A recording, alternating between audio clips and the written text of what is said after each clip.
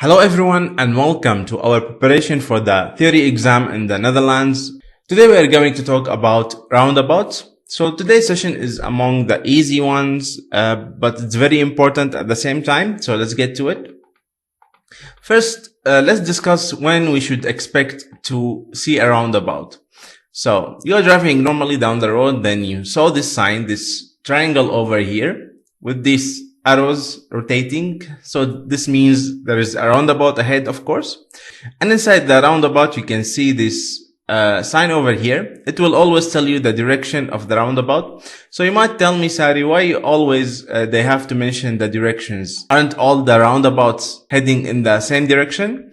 And the answer is yes, but let's say we have visitors coming from England. They drive through Europe and they reach to the Netherlands and they found a roundabout. So this is to remind them that in the Netherlands, you should go in the roundabout like this because maybe they're used to go in the opposite direction since they drive on the other side of the road. Always when we approach the roundabout, with maximum speed of 30 kilometers per hour, between 20 kilometers an hour and 30 kilometers an hour. And of course, you should expect to see roundabouts inside and outside the cities or towns. Here we have just a quick example just to see what we can expect at the roundabout itself. So here we have this car approaching the roundabout. We can see that inside the roundabout, we have this sign to remind us the direction of the roundabout.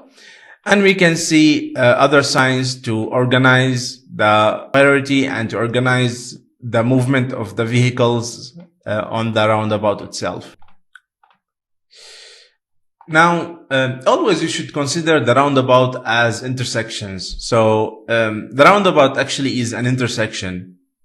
In the matter of fact, it's only a roundabout. We only have the circle shape because it helps to reduce the traffic.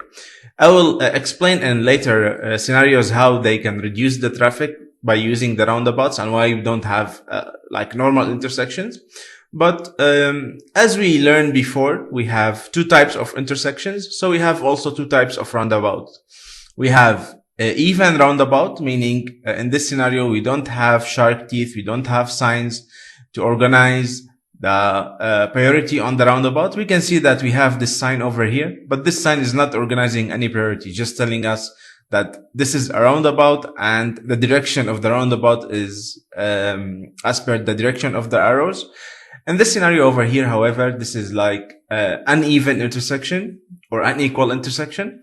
In this case over here, we have shark teeth to organize the priority on the roundabout. So this means if you are driving from this lane over here, you should always give the priority to the other drivers coming from right and left. However, in this scenario, we follow the same rules of even intersection. So let's imagine two cases over here. Here we have a car going inside the roundabout, and here we have a car about to enter the roundabout. In this scenario over here, this car must stop here to allow the cars coming from their right, in this scenario, this car, to enter the roundabout. Those are uncommon roundabouts, but we can see those, so we must explain them. However, most of the roundabouts that we encountered are uneven roundabouts. So we have shark teeth, meaning here that a driver came to this area over here and there is a car over here. So this driver must wait for this driver to, let's say, exit the roundabout, then he can enter. All right. There are different kinds of roundabouts. This is, however, the type of the roundabouts that you expect to see.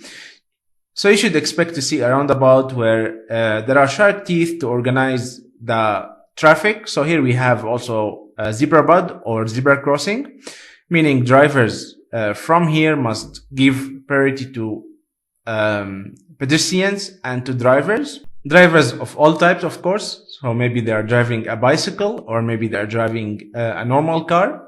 Most roundabouts has a dedicated lane for vids or for bicycles and light mopeds, meaning snorfits. And sometimes they allow even the mopeds or broomfits to use this lane.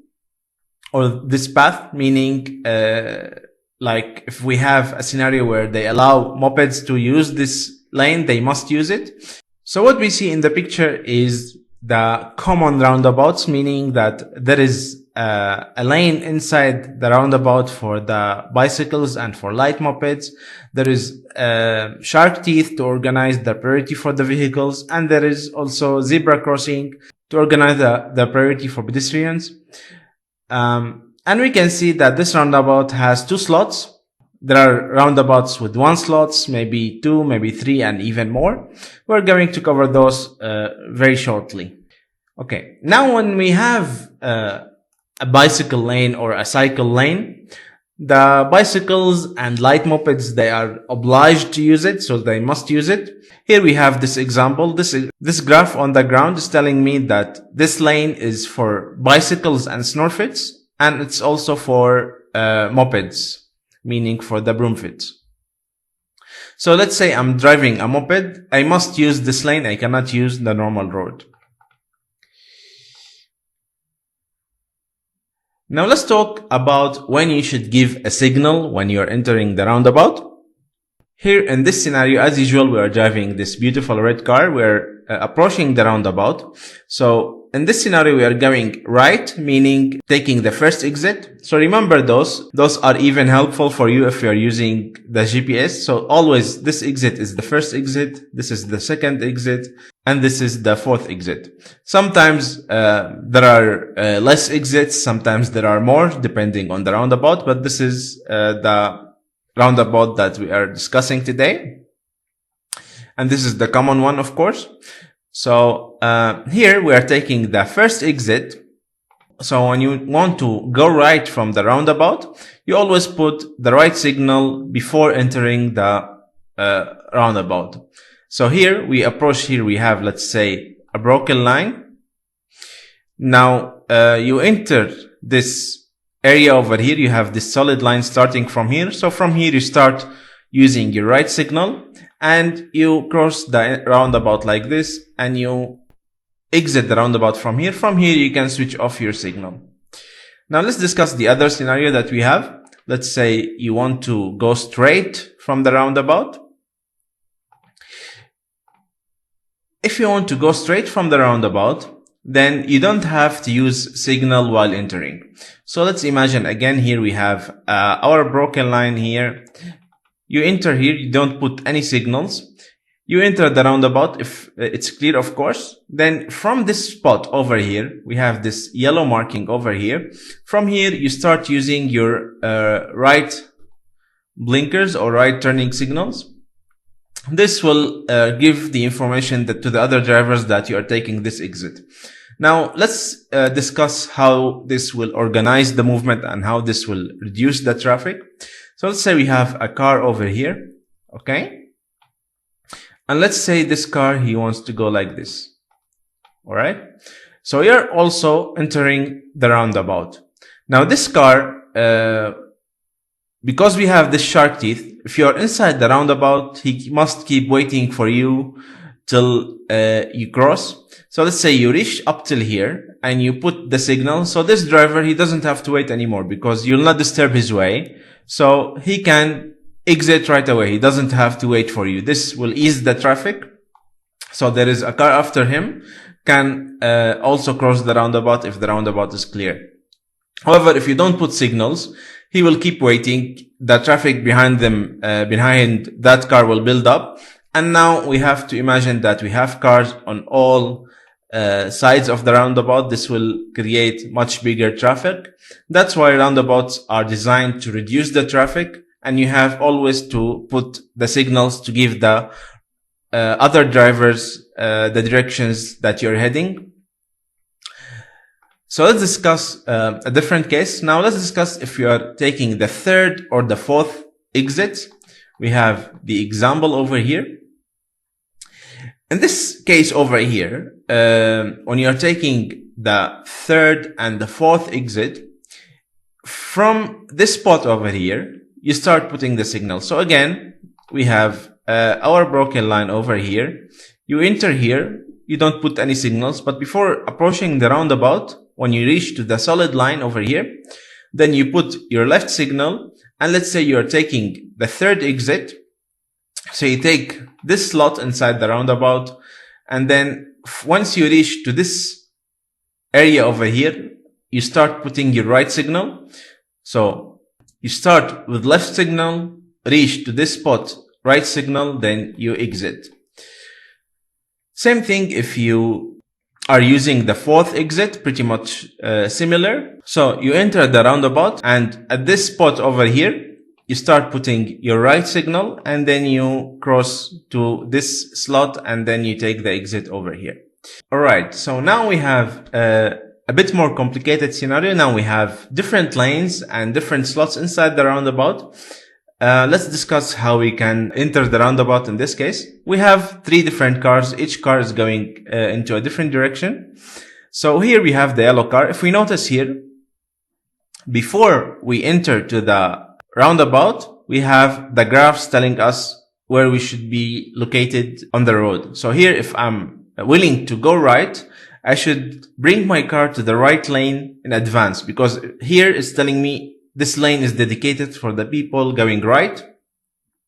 In some scenarios, maybe it's like this for the right and going straight. But in this scenario, it's only for the people going right. So meaning, before I reach to the roundabout, I should take this lane. And then when I enter here, I put the right signal and exit the roundabout like this.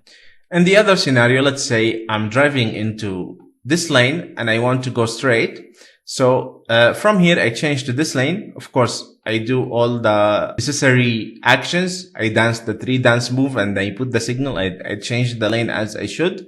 Then I enter here. Now I can switch off the turning signal from this spot over here. I enter this area, the roundabout entrance.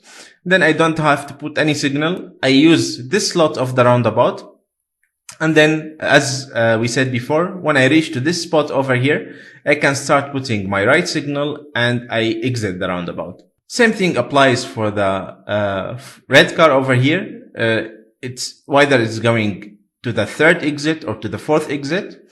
Here, the car must go inside the roundabout, like to the inner lane, to the inner slot over here. And the driver should start putting the signal if he's exiting, let's say on the third exit, he put the right signal from here. And if he's exiting from the fourth exit, he start putting this the right signal from here. All right. Now we have this case over here. This is what we said. This is the most common roundabout. And if we check this graph over here, it's telling me that this side of the roundabout, this red path over here, or red lane or red slot, is dedicated for bicycles and mopeds. So this means whenever there are broomfits or mopeds or light mopeds or snorfits, they should always use this side of the roundabout. They cannot use this side of the roundabout. Now, something very important. Let's say we have this scenario over here. We are inside this red car, and we are inside the roundabout. We want to take the second exit over here. And we notice that there is this gentleman walking inside the bicycle lane. Is he allowed to walk inside the bicycle lane? Of course, he's allowed to if there is no a place for the pedestrians. So we can notice in this roundabout there are no zebra crossing.